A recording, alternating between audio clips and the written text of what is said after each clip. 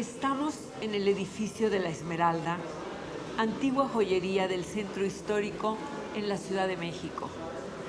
Más tarde se convirtió en oficinas de gobierno, casa de bolsa, banco y antro, discoteca de jóvenes.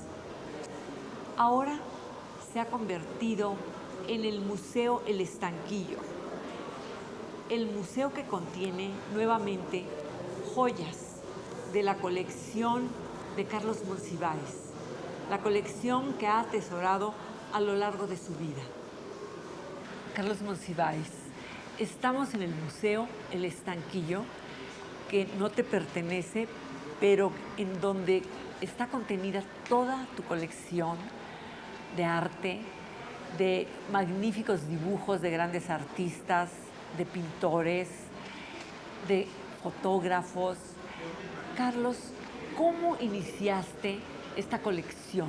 Es un homenaje a mis gustos, mis caprichos, mis obsesiones, mis remembranzas, y creo que vale la pena, y a mi criterio estético que alguno debe tener.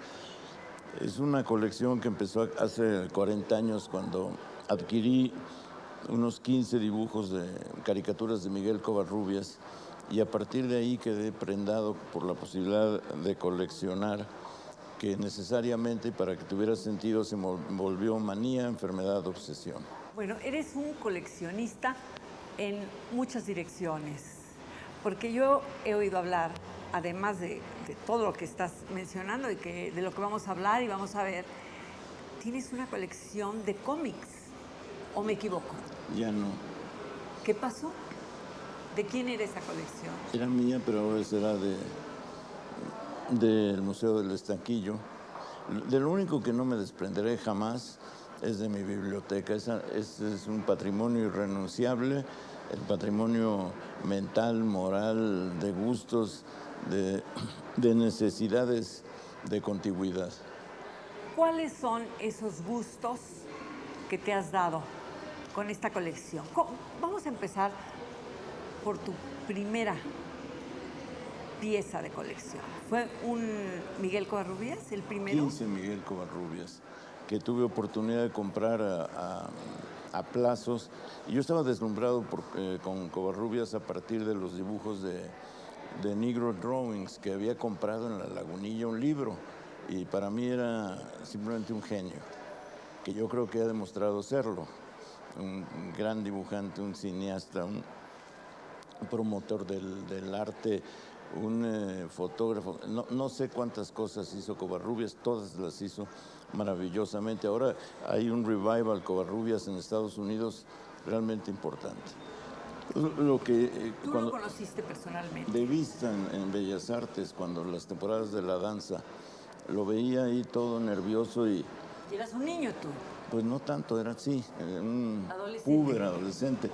Y para mí Covarrubias en ese momento era lo mágico, porque era la temporada de la danza con el Zapata de Guillermo Arriaga, etcétera. Entonces, verlo a él y ver las reproducciones de su Zapata y de los dibujos del Istmo de Tehuantepec o de Bali, bueno, era así la emoción. Y a partir de ese momento decidí que en la medida de mis posibilidades, que debo admitir, no eran muchas, iba a coleccionar. Y luego ya, bueno, la edad te permite estar sindicado como colaborador, tenía más recursos. En una época, además, no pagabas impuestos, que fue la época de oro de mis colecciones, y ya. ¿Los comprabas y algunos habrán sido obsequios? Lo de Toledo, por ejemplo, es obsequio.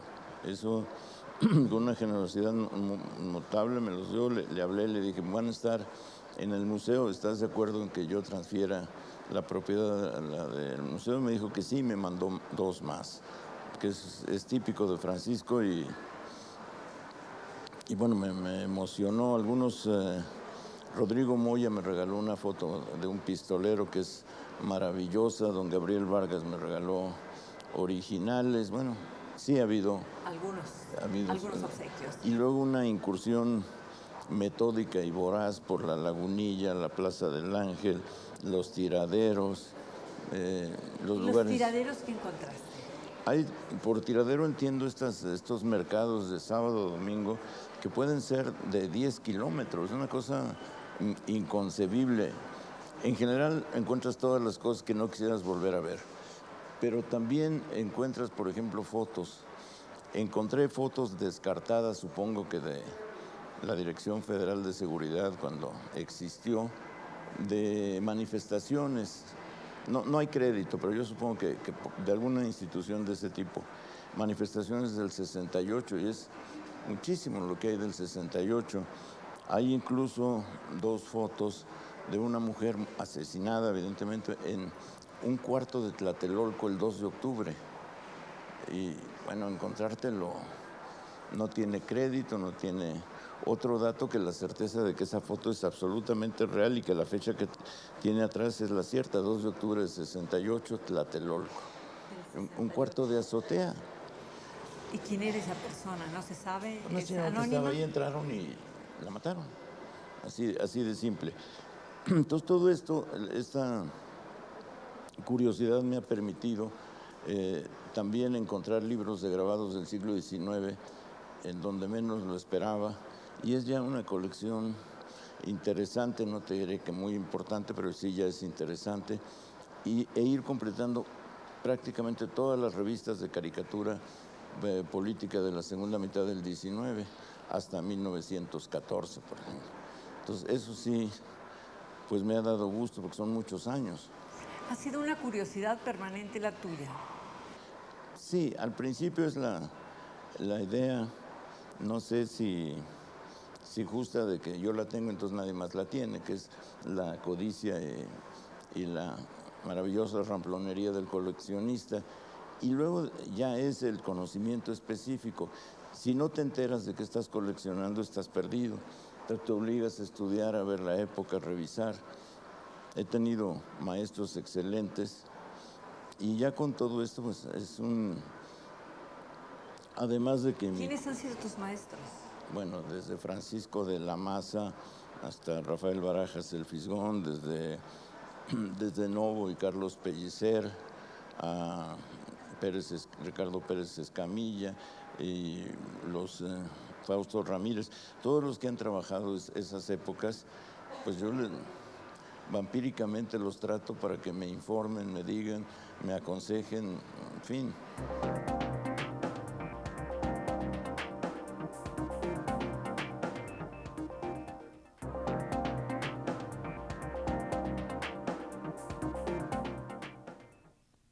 ¿Por qué eres tan mexicano?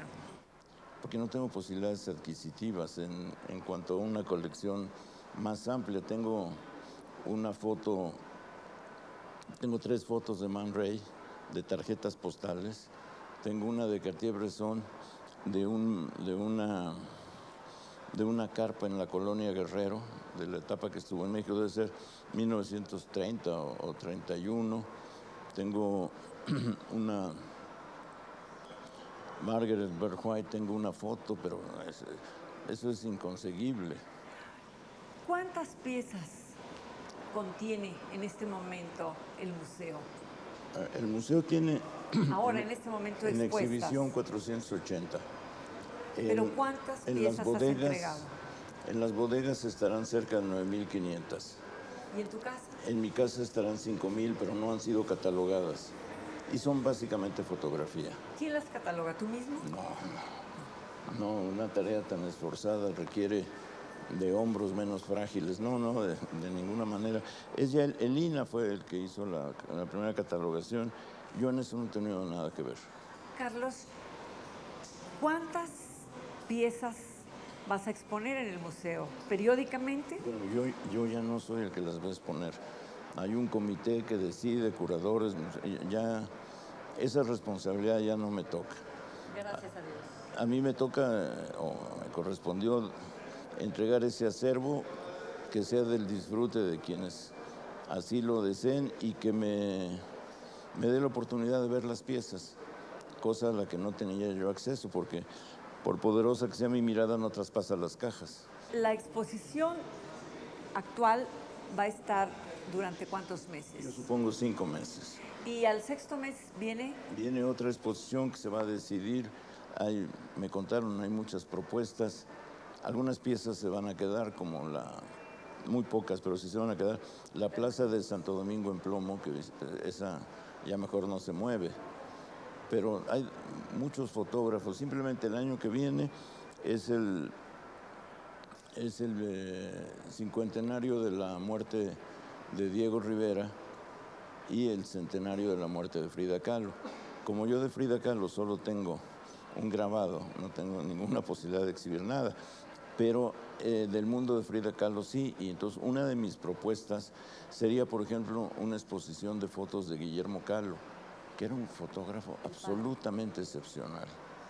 Y en el acervo hay como 80 fotos de él, sobre todo de iglesias y de edificios, unas cuantas de marineros en Veracruz de 1907, pero era su capacidad como iluminador, es de veras un registro notable para las fechas. Y tener una exposición de Guillermo Kahlo en el centenario de su hija, o de dibujos de Manuel Rodríguez Lozano, que fue su amigo, o de fotos de los escritores de la época. Fotos sí hay. Ahora, un Frida Kahlo te cuesta el edificio, así es que para qué. No vale la pena pensarlo. Sí, no vale la pena sufrir por eso. ¿Tú conociste a Frida? ¿La viste alguna vez? La vi, sí. ¿Conocido o bien? No, visto? verla. Visto. Yo era un Nene. no tanto como ser un estudiante de preparatoria, una manifestación Guatemala en contra del golpe de Estado de la CIA. Llegaron Diego y Frida y me hipnotizó. Bueno, Frida no era el mito de ahora, ni el mito convulso de Sotheby's y Christie's, pero era ya era la dolorosa, sí, punto. La veías e inmediatamente te removía el fondo religioso que pudieras tener, o lo readquirías o te lo imaginabas. Y no pude despegar la vista toda la marcha. Ella en silla de ruedas, conducida por Diego. Los fotógrafos, que no eran muchos, ahora los fotógrafos en un caso así serían la otra marcha, pero en ese momento pues habría 5 o 6 fotógrafos, y muchos. Y yo percibí algo que no tenía que ver con la pintura, que apenas se conocía, sino con un personaje tan poderoso, y desde entonces me volví adicto. Hay muchos adictos ya. Hay demasiados. Millones de adictos. Sí. ¿Y a Diego? A Diego sí lo oí. ¿Conociste? Bueno, ¿Hablaste con él? Lo oí hablar. Yo no me habría atrevido a extraer sonidos viéndolo. No podía, estaba totalmente estupefacto. Pero le seguí todas sus conferencias en el Colegio Nacional, lo vi en actos, lo vi cuando presentó el desnudo de Pita Amor, que fue un escándalo total. Lo vi en el velorio de Frida, que fue una ocasión memorable. Estaba el general Cárdenas, que era para mí otro mito, pero indescriptible. Y supe lo que era quedarme mudo. Una vez me lo presentaron, yo ni siquiera pude decir mucho gusto. Me sumergí en la devoción ante lo que ya era el mito, más que la celebridad. Pero desde luego que ha probado que, al margen de la calificación que merezca su pintura, que creo que va a continuar siendo muy revalorada, al margen de eso es un personaje excepcional que te permite una cantidad de libertades y audacias, le permite a la gente que lo rodeaba, que sin él no se dan. Sin él no hay ese tipo de mujeres extraordinarias, intrépidas. Él fue la tierra firme de toda esa liberación. ¿Cómo conociste a las diosas arrodilladas del cine mexicano, María Félix y Dolores del Río? Diosas enhiestas con fieles arrodillados. Sí. Okay. ¿Qué las distinguía y qué las asimilaba? Mira, recordaré siempre una vez que estaba comentándole Dolores del Río algo a un amigo suyo, y le dice: a mí ni muerta me verán en un supermercado. Me pareció una frase de tal calidad definitoria de lo que era una diosa de acuerdo a las leyes de Hollywood, que dije, es exacto. Las actrices de ahora son mucho más libres, más naturales, no necesitan andar en santuarios ambulantes. Pero Dolores del Río y María Félix solo podían actuar así, porque si se democratizaban, le quitaban a sus admiradores el carácter de plebeyos y los volvían casi sus iguales, y eso no era posible.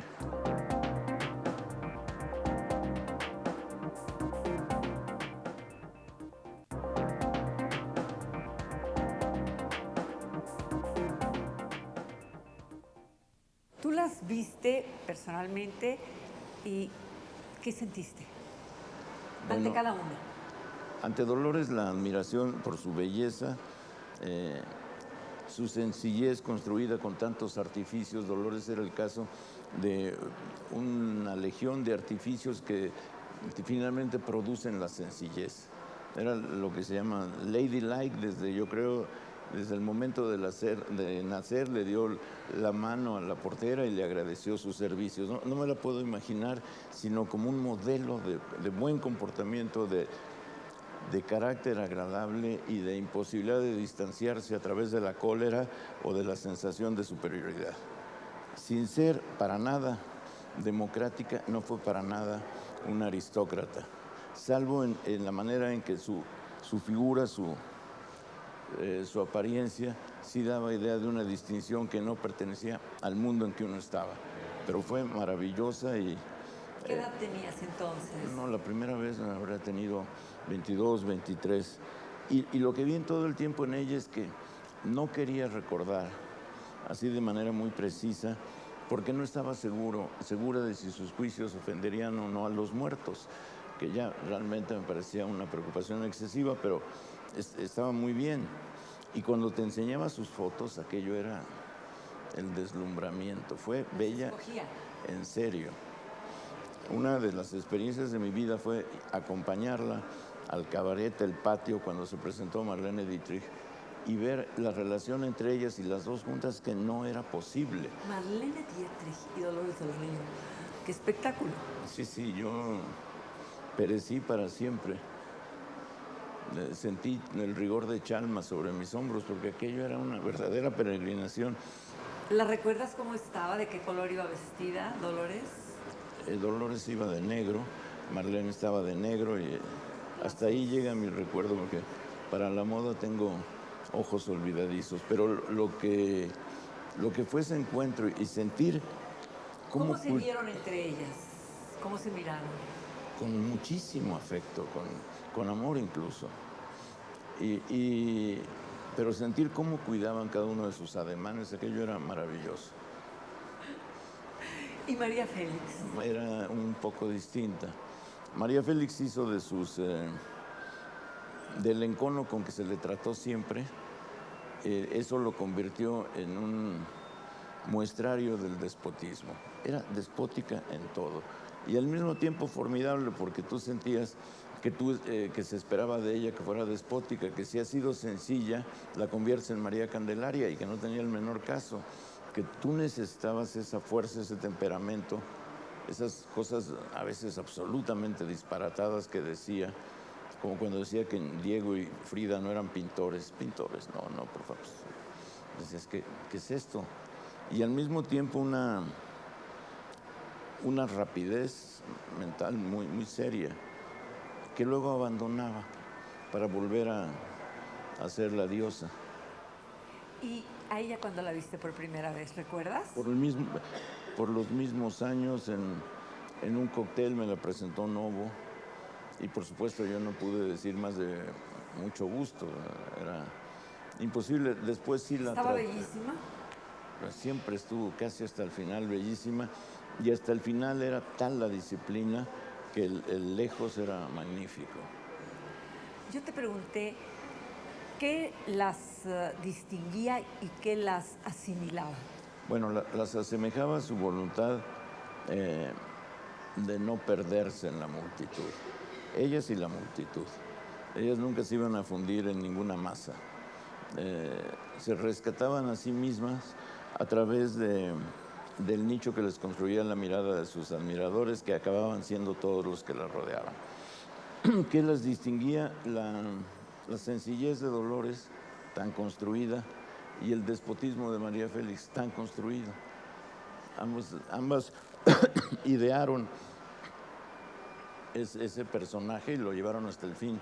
Se crearon a sí mismas. Se crearon a sí mismas, se recrearon a sí mismas, nunca se olvidaron de sí mismas. Se amaban, se amaban a sí mismas. Es que amar es un verbo de los mortales. No sé. Ellas eran dioses. Sí. Pero ve esta foto de María Félix. Háblanos de estas fotos. Es una foto que le tomó ese gran fotógrafo que fue Alex Phillips en estudio. Una rareza que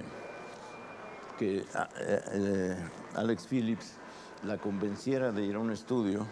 Ella lo hacía con frecuencia, pero no con sus camarógrafos. Y no lo hizo con Gabriel Figueroa, por ejemplo. Eran siempre fotos.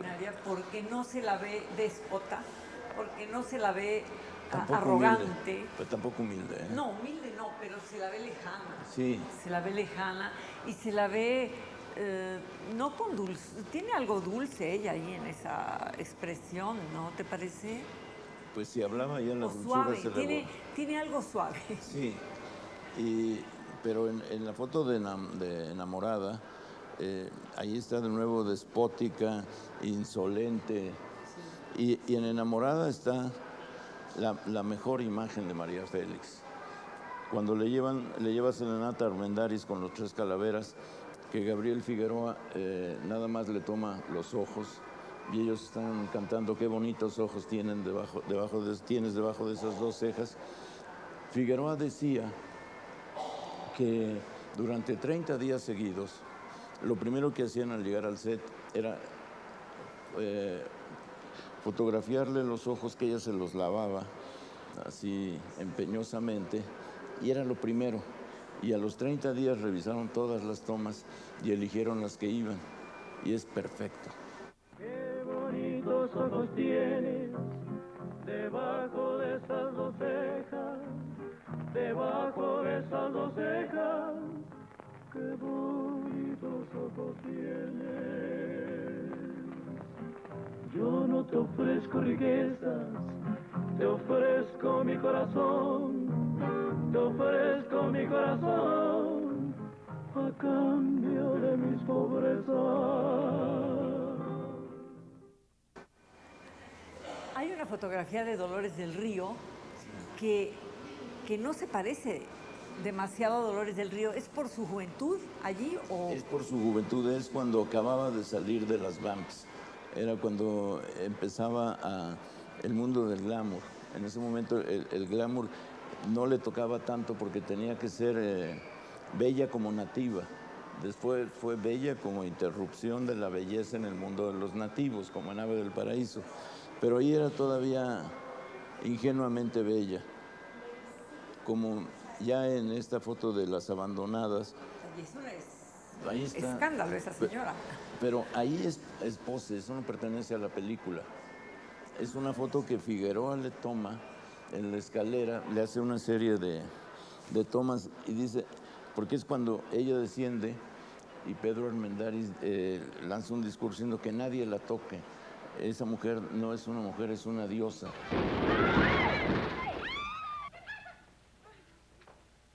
El que se acerque a esa mujer se muere. Baje. Por favor. Quiero convencerme de que existe y no es una ilusión. Y entonces Figueroa le tomó varias fotos ahí. Interrumpieron la secuencia para que él la retratara de cómo la veía. Espectáculo. Y eso, sí. Ese penacho, esos penachos que lleva en el tocado de su peinado. Bueno, luego en aquel extremo veo a el Indio Fernández. Sí. El Indio Fernández fue un actor al principio. No, un extra. Un extra. Ah, bueno, a ver, háblame de eso. El Indio Fernández se va como tantos de aventurero a Hollywood y ahí sale como extra. Dicen que alterna con Dolores del Río en Flying Down to Rio. No alterna, se le ve si tienes una mirada verdaderamente inquisitiva entre una muchedumbre de extras. Regresa de Hollywood después de una experiencia que le permitió desarrollar un vuelo fantástico de su mitomanía cuando dice, por ejemplo, que él le enseñó a bailar tango a Valentino. Bueno, eso es fantástico. No dijo que le enseñó... Sí, no sé por qué no dijo que le enseñó a bailar vals a Johann Strauss, pero lo hubiera podido decir perfectamente. Y regresa a México y le dan la oportunidad de dirigir.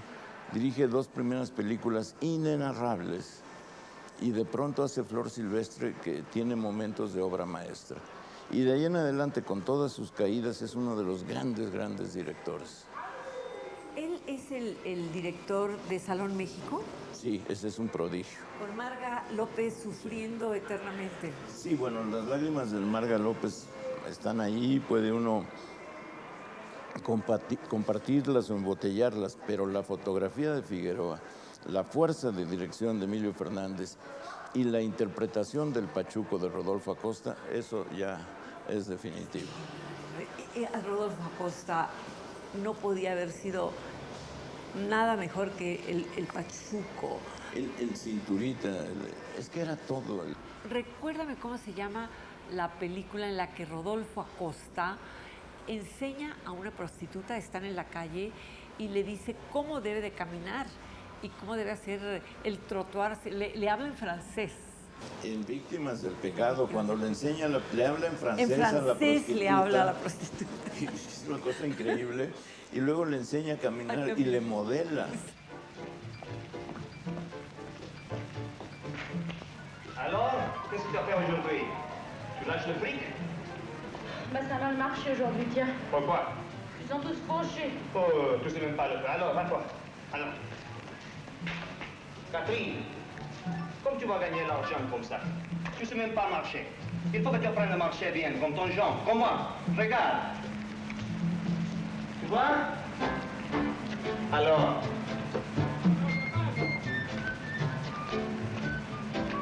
Oui, c'est bon, c'est bon. Allez, on va travailler. Pero antes tiene la escena donde entra a bailar Boogie Boogie.